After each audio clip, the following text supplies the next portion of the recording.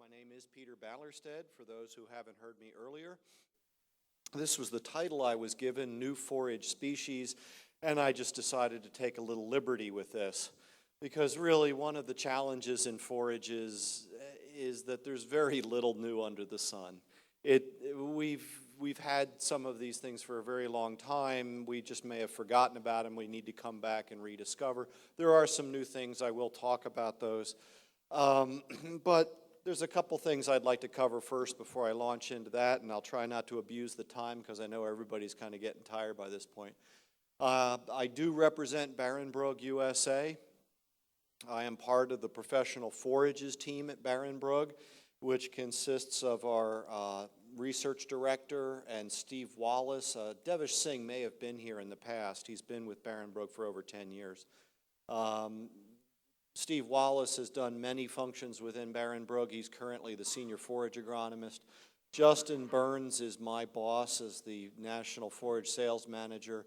And Rick Freston is our territory manager for a small territory called the Western U.S., which is basically from Kansas over to the coast and from Mexico to Canada. So Rick is in the back far corner over there, so if you have any questions, if you want real information, you talk to him. This is one of the things that impressed me when I joined Barenbrug is the strength of the breeding program and the research that's behind the Barenbrug brand. Barenbrug USA is one of the family of companies that are worldwide. Barenbrug was formed in 1904. It's still privately owned, and there are still Barenbrugs on the board of directors. I think there are 15 people in that shot, which, if you know anything about the USDA ARS system, that's more plant breeding power than the USDA ARS has for cool season grasses. We are primarily focused on cool season grasses. We're branching out. We also have white clover, red clover. We have some other forages as well, but cool season grasses is our strength. If you know anything about plant breeders, you know that they're strange people. They like to torment plants. They like to get them to do strange things. Again, this is Devish Singh. So one of the things you can do if you go back to the place of origin of these species where they developed in the world is you can find great genetic variation in them. So tell me, does perennial ryegrass have stolons? You know what a stolon is? Like a strawberry plant, one of those above ground runners. So does perennial ryegrass have stolon? This one does. This started as a single plant 4 years ago. This is now the whole plant.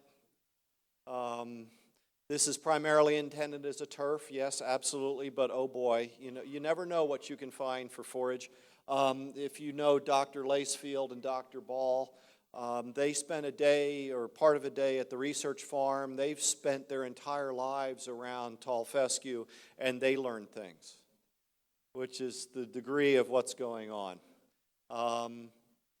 There are a few new species that are out there. Can anyone tell me what that blue flower plant is?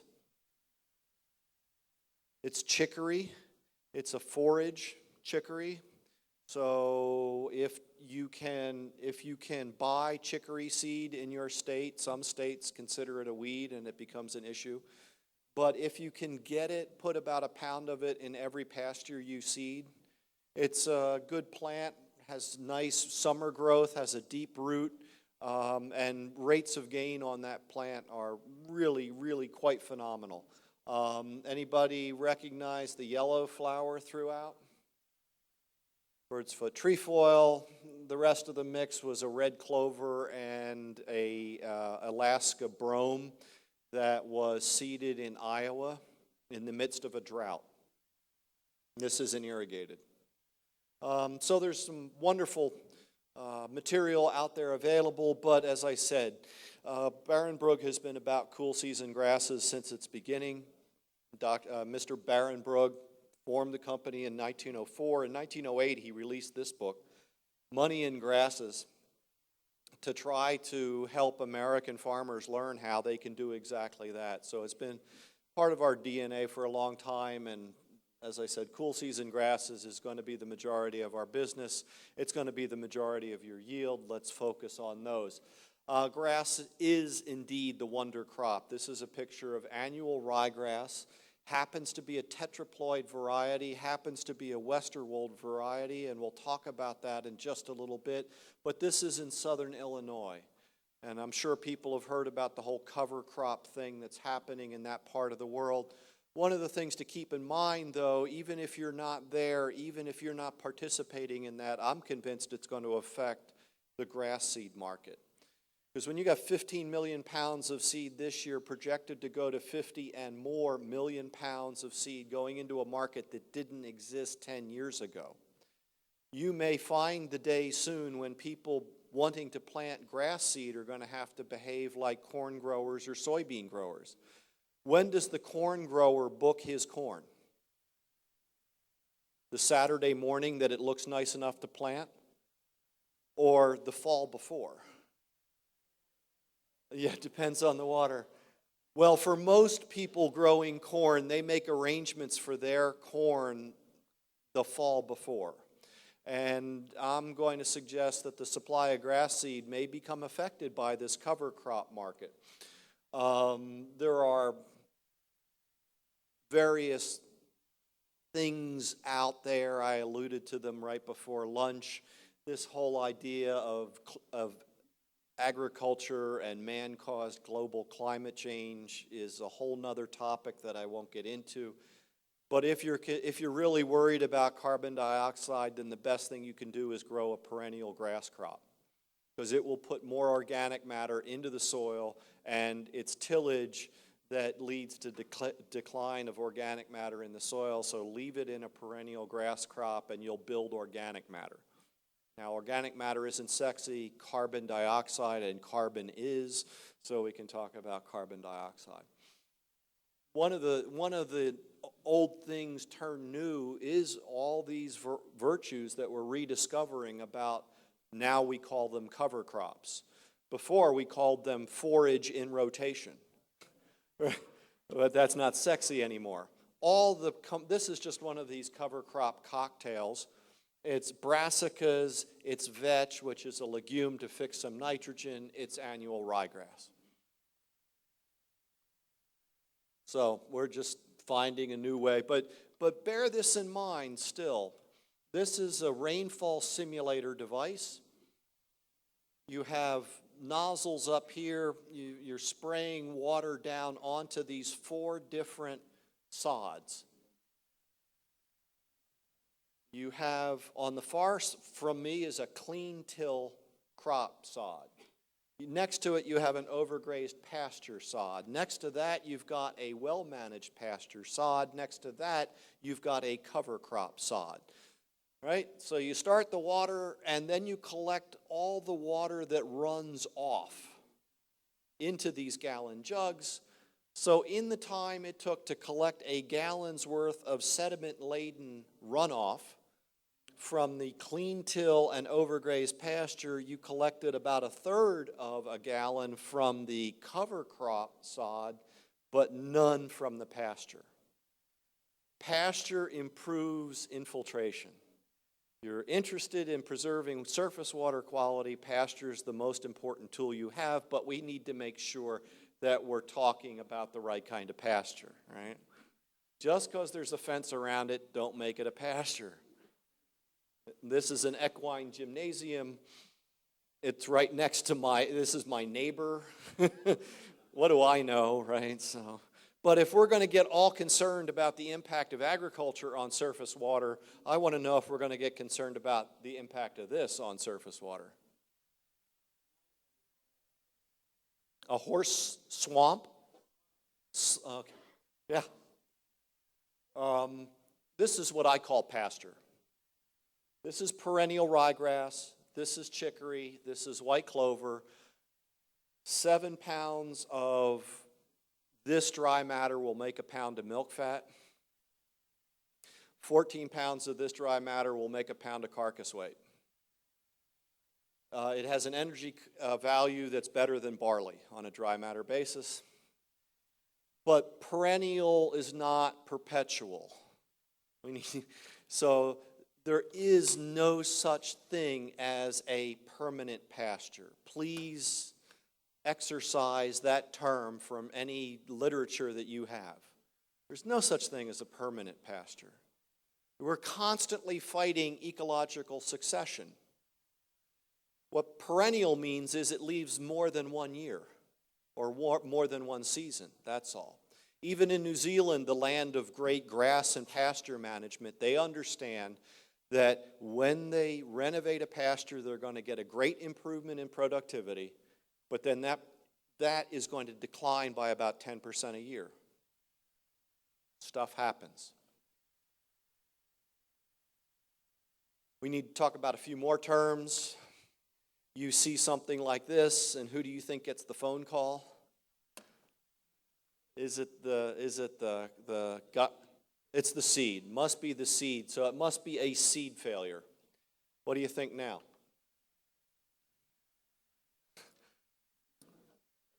This is the same planting. This is the same field, just different locations in it. What you had was one of those big air seeders with the big flotation tires and a great big boom. And so he ran across the field and he blew the seed out. And then there was a drag, to just scuff the surface to get a little soil on top of that seed. Oops, went too far. So what do you think the tire pattern, the tread pattern was? Yeah. That's exactly it. I mean, this little bit of extra compaction was, if he could have done that to the whole field, he would have had a stand that looks more like this than like that. So that little bit of seed soil contact that came from that little bit more compaction in that cleat mark, was enough that when he then scuffed loose soil on top of the seed, that gave the seed soil contact that was necessary. We've forgotten how to farm grass, and we need to relearn it. Grass is a very small seed, relatively small energy store. Seeding depth is critical, and seed soil contact is critical. There has been progress in agriculture, undeniably so. This is what a prize-winning cow used to look like. We know she's a prize-winning cow because there's a picture of her. Right? And this is what grain harvest used to look like. There's been some changes. The application of genetics, that's what a prize-winning cow now looks like, and this is what grain harvest now looks like. This is genetics. The crop is genetics. Here's some technology. There's been advances in agriculture. In the 50s, this is what wind power used to look like. Again, here's what dairy used to look like. That's what pasture management used to look like in the 50s. This is what forage harvesting and management used to look like. There's been some changes. But remember anybody what gas used to cost in the 50s? What was postage? What was milk bringing? The first commercial automatic milking systems came online in late 40s. And in the mid-50s, you stopped picking up milk in cans. There's been some changes since then. Milk yield per cow, 1950, nation average, 5,300 pounds. In 2011, 21,000 pounds. There's been some changes. Except Potomac Orchardgrass developed in 1935. Tall fescue, Kentucky 31, was released in 1931. Lynn Perennial Ryegrass was developed in 1921 and 28, and it wasn't even developed in the United States. Developed in New Zealand. Timothy Climax, 1947. Annual Ryegrass, Gulf, 1958. These are grandfather's grasses. They were fine for grandfather's cows. There's been some changes. Greater differences exist among grass varieties than among corn hybrids and soybean varieties. That's Dr. Dan Undersander, agronomist, University of Wisconsin. How many of you are planting the same corn hybrids you planted in the 1930s? Oh, trick question, because none of you were planting corn in 1930s. Oh, trick question again, because there were no corn hybrids in the 30s. Right? So how much corn that's planted today is not a hybrid? Less than 5%. So in that time, since many of those varieties of grass that I just ran down have been around, the corn industry has completely reinvented itself. And we're still planting some of those same old varieties. Amazing. Here's the data to support the statement of Undersander. Perennial ryegrass, you've got as much as a 6-ton per acre difference between the high and low yielding variety. That's probably representing the difference between the top yielder and the dead variety. But still, I mean, even fesculolium, you're still more than 2 ton of dry matter per acre difference between the top and bottom variety. How much time do people spend selecting their corn varieties or their alfalfa varieties or their soybean varieties? And how many people end up just, whatever you got is what I want for the grass seed varieties? It may be time to change that. Here's a picture from Kentucky in June. On the left is a fesculolium. That's a hybrid between fescue and a ryegrass. Okay, and so that's Barfest. That's our Barenbrug variety. On the right is a variety called Kemel that's available. But notice all the seed heads over here and all the stem over here, and notice that there's none over here. Because a fesculolium is the product of that hybrid, but the parent can either be a tall fescue or a meadow fescue. And Italian ryegrass or an annual ryegrass. It matters who's your daddy. Because if you have one that's an Italian ryegrass and a meadow fescue, you're going to have higher feed quality and you're going to have less seed head formation, later maturity than you're going to have from some others. So start looking for that information. The rate of genetic improvement in cool season grasses has been estimated to be somewhere between 0.2% and 1.5% per year. We have greater ranges in maturity dates. We have improved disease resistance, better fiber digestibility available to us today than we've had before. In fact, in New Zealand, this is one of those moments I hope I live long enough to see it happen here. The New Zealand industry tried to get an estimate of the contribution of pasture to the New Zealand economy, which you would think was dead easy. But it took them a while to come up with it, and at the end of the day, the Dairy New Zealand, came up with the statement that the advancement in the New Zealand dairy industry is because of the grass genetics, not the cattle genetics. Now, as an agronomist, I hope I live long enough to see that happen in this country. And here's an example. If what you want is yield, if you want tonnage, grow trees. Good luck feeding it. So it's not just raw pounds, it's the digestible energy, it's the digestible fiber that you produce from that. And you can see these are all fescue, tall fescue varieties. And you see it first cutting. Now, the higher the number here, the better, because it's neutral detergent fiber digestibility. So the higher that number, the more digestible the NDF. At first cutting, you see all those are very close to each other, right? There's no stress.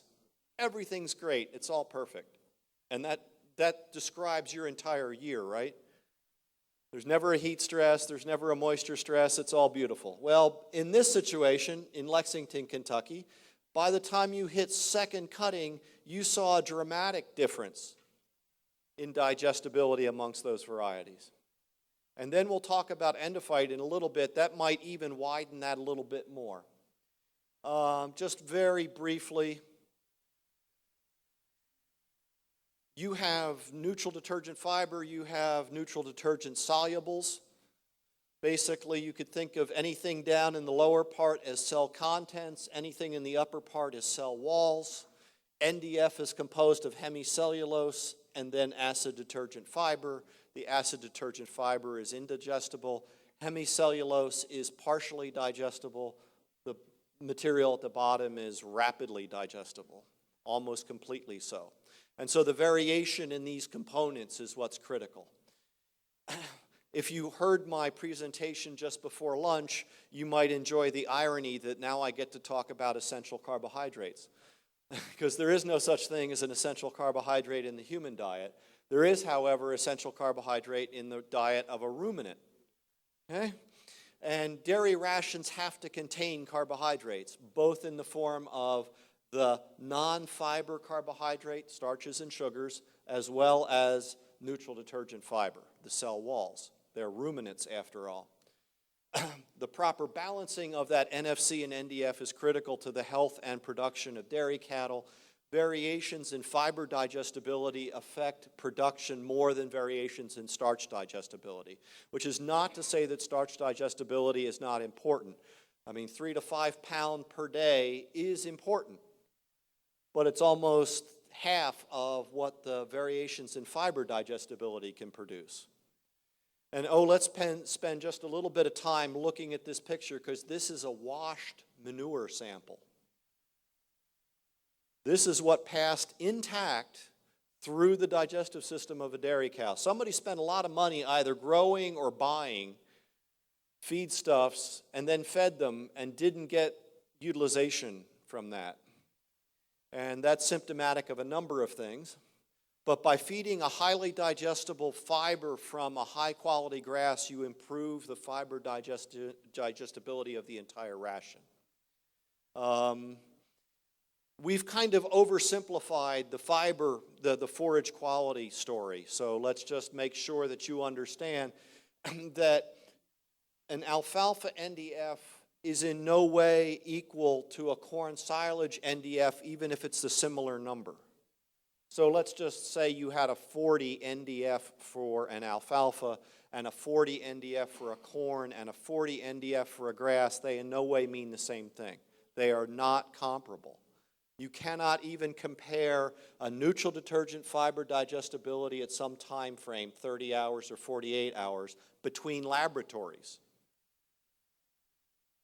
NDF D30s and 48 values are limited to ranking forages within a group. You can't compare fiber digestibility of corn silage to alfalfa or grasses. And what's happened over time as we've emphasized forage quality in alfalfa the message was lower fiber better, higher crude protein better. And all our formulas reflect that. What we didn't take into account was that the fiber digestibility of alfalfa is far less than it is for grass. And so as we've driven the NDF levels down in alfalfa, we've done nothing to improve the digestibility of that fiber. And today we have many, many, many dairy farms that are suffering from a lack of digestible, physically effective fiber in their ration. And this is where grass can play a part. But just to hammer the point one more time, even if we have grasses with similar NDF ranges, they can have vastly different energy yield to the animal. This term TTNDFD stands for Total Tract Neutral Detergent Fiber Digestibility. It's an assay that's been developed and has been proven in University of Wisconsin by Dr. Combs. Barenbrug has cooperated with some research. Notice the NDF range is identical for these two grasses, but there's an 11-point difference between those. Keep in mind that a 2-unit increase in diet TTNDFD can potentially increase milk yield by a pound a day. Now that's diet. We're not talking about feeding just grass. But by adding something with this kind of value to the ration, you increase the digestibility of the fiber throughout the ration, and you can lift milk yield. Just to show you this diagrammatic comparison of the range for quality for alfalfa and corn silage and grass, we are making an approach to the consulting nutritionists of the world to make them aware of the kind of quality that's available from grass And we're making them aware of the fact that you can't get that from just any grass. You need to look for this Nutrifiber brand, which represent grasses that have been selected for high levels of fiber digestibility. So with that, I'm going to transition a little bit into some species and talk about some grasses. Perennial ryegrass is the queen of pasture grasses for dairy. If you can grow it, grow it. But it's a grazing plant. Yeah, you can do some good things with silage as well. European and New Zealand perennial ryegrass varieties began to come into the United States in the 90s, but they were the wrong kind of germplasm. But even with those unadapted varieties, we saw improvements in beef and milk production. Which is just what we would expect from all the literature from everywhere else in the world that they can grow perennial ryegrass. Unfortunately, as I said, the varieties weren't well adapted. They were best adapted to mild climates, so they didn't deal well with heat stress, and they didn't deal well with harsh winters. Since then, we've brought in genetic material from continental Europe that does better under those kind of conditions. And so now we have perennial ryegrass varieties that fit a far greater range of area. Orchardgrass is a good species for light and shallow soils, has good heat tolerance, but does not like waterlogging.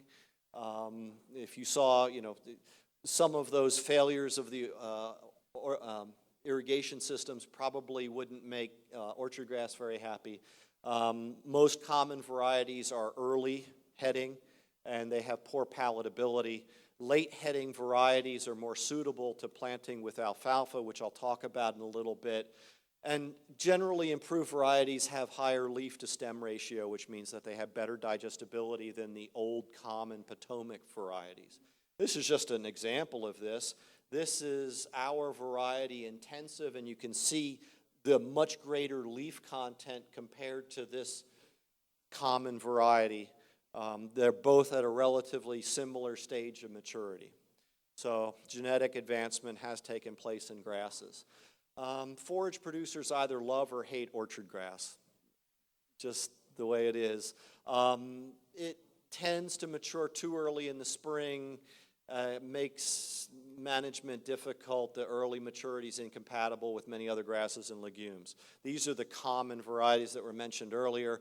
The reason you see them so often in the marketplace is because they tend to yield a lot of seed. Well, bully for them, but it makes for a bad forage plant. So, and I've been told that this does not stand for very nice seed. How many people buy VNS corn? Show of hands. Why is VNS orchardgrass available? I don't understand. But in any case, anybody here familiar with Italian ryegrass? Okay, a couple people.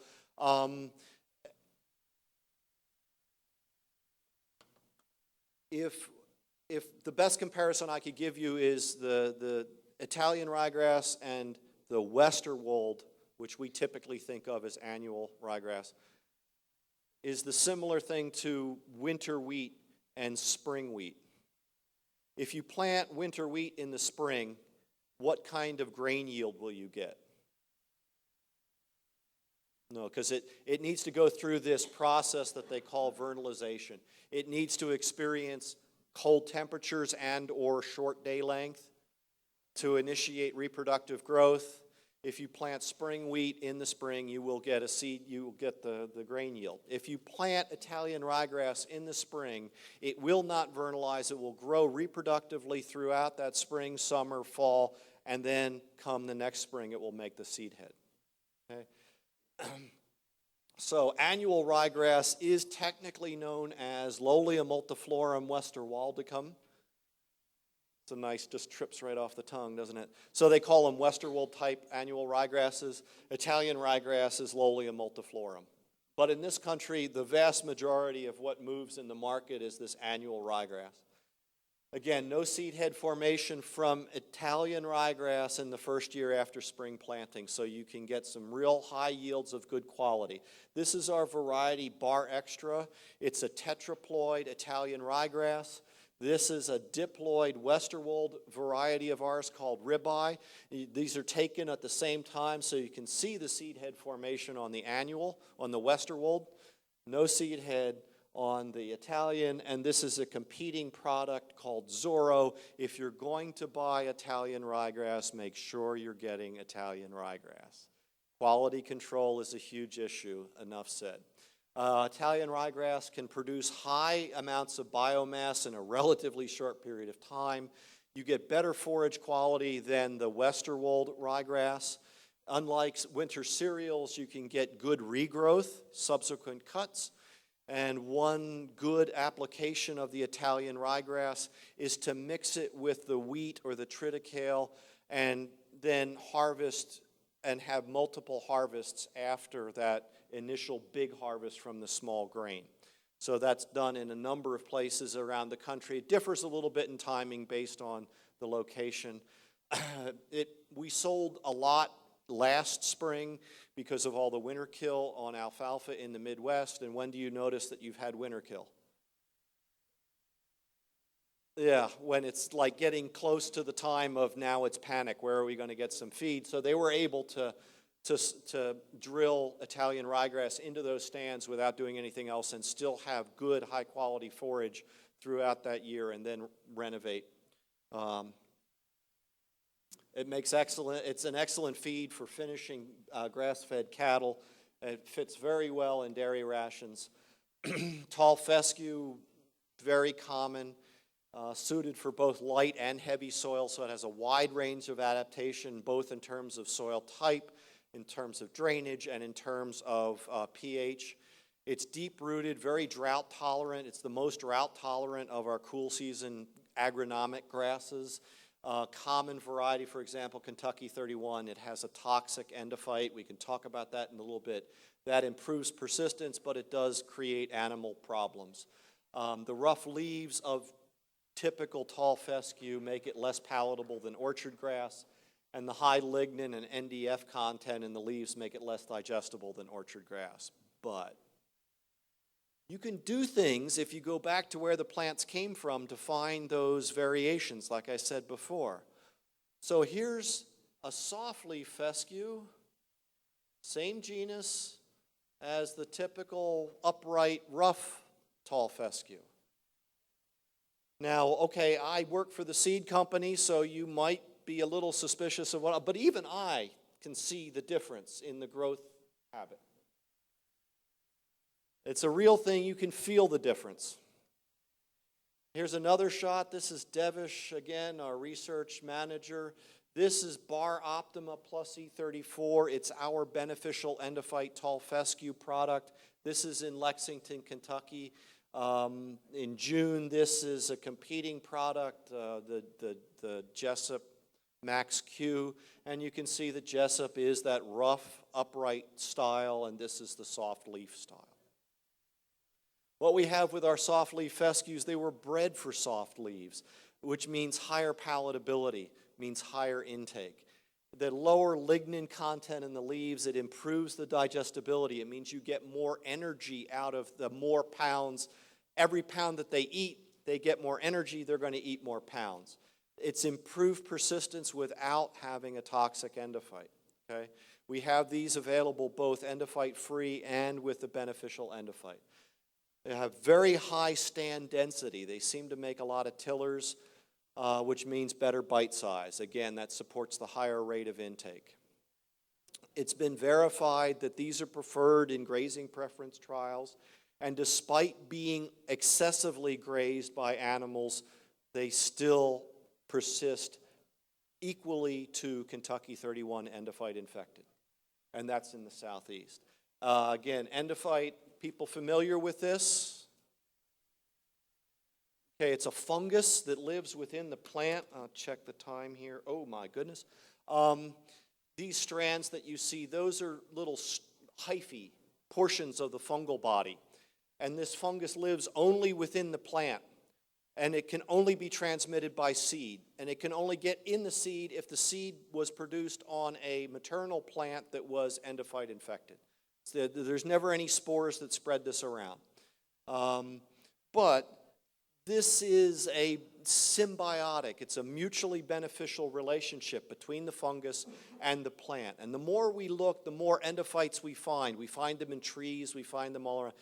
Nature reuses good ideas, and this is a good idea. The plant provides the fungus with nutrients, protection, reproduction, and dissemination. In return, the fungus improves the plant's tolerance to drought, insects, diseases, and nematodes. Also, some other benefits. They have greater resistance to drought stress. Endophytes improve the persistence under stressful environments and close grazing. Endophytes improve tillering. Endophytes improve utilization of soil nitrogen. So all of those things are beneficial to the plant. We now have strains of these fungi that don't produce toxic compounds, but do produce the compounds that benefit the plant. And so we have put them, as I said, into a tall fescue. We're working on putting them into perennial ryegrass as well, which will improve its utilization in some challenging environments. This is a great example of all things old becoming new again. Once upon a time, what was brought into this country was meadow fescue seed. And meadow fescue was the predominant species. And then they figured that tall fescue came into this country as a contaminant in meadow fescue seed. But once it got established and propagated, then it became the dominant variety, and meadow fescue essentially died out. But meadow fescue has some remarkable advantages, and we are working very hard to bring those into the marketplace. It's very similar to tall fescue. It's the haploid version of tall fescue. The digestibility is significantly better than tall fescue. They used to say things like perennial ryegrass is up here in digestibility, and then all the other cool season grasses are down here, and meadow fescue now slots somewhere in between, more toward perennial ryegrass. It tolerates both wet and dry soils. It tolerates moderate grazing pressure. It outperforms perennial ryegrass in drier weather. It's very cold tolerant, goes much further north than tall fescue will. We have new varieties that are high yielding. So summing all this up, we have new varieties from continental germplasm for perennial ryegrass. If you want to check them, look for them. If you can grow them, especially in pasture situations. Look for orchardgrass varieties that are late heading, and look for ones that are higher in leaf to stem ratio. True Italian, and we're emphasizing that, true Italian ryegrass is suitable for short-term pastures, for dairy, but it's especially good for finishing grass-fed beef. Meadow fescue provides an excellent opportunity to increase milk production and weight gains, especially in mixtures with other grasses. Meadow fescue might not work as a straight stand, but it works very nicely with softleaf fescues. Very quick mention, we have equipment that's now capable of cutting close enough to kill out grass. So if you're used to the setting for alfalfa, you need to go to bump that up for your grasses. 4-inch stubble height for grass and harvest is a good idea. Steve Wallace tells me that if you look over your shoulder while you're driving and mowing and you don't see green, you've cut too close. When alfalfa regrows, where does it get its energy to do that from? The crown and the root. When grasses do that, where do they get their energy from? Yeah, the bottom of the stem is where the stem base is where they store. And so with equipment like this disc mower, you're entirely capable of removing not only all the solar panel, but a significant amount of the battery as well, and effectively kill grass or limit their longevity. Mention quickly red clover as a legume of promise. It's interesting and a little ironic to me that some of the alfalfa breeders are trying to take genes from red clover and incorporate them into alfalfa. It turns out that the NDF from red clover is more digestible than the NDF from alfalfa. Turns out that the protein in red clover has a significantly greater component of bypass protein, which is a good thing in the dairy ration. And so I would just say, why not grow red clover? There's several advantages to doing that. One is that the seed's cheaper. You can frost seed it into existing stands. You can go red clover on red clover. You don't have to go through a break like you do with alfalfa. And when people are talking to me about a 2 or 3 year lifespan for an alfalfa stand, we're pretty much there with the red clover. So there's some reasons to consider it. It would do well on some soils that wouldn't be ideally suited for alfalfa. So a number of reasons to look at red clover. And anybody tell me where the common red clover seed was planted in this variety trial? Here's a hint. There's 3 reps. 1, 2, 3. So that's the difference. I mean, that's why do people buy? So in New Zealand, they tell me that your greatest expense from a seeding failure is not the seed and the replanting.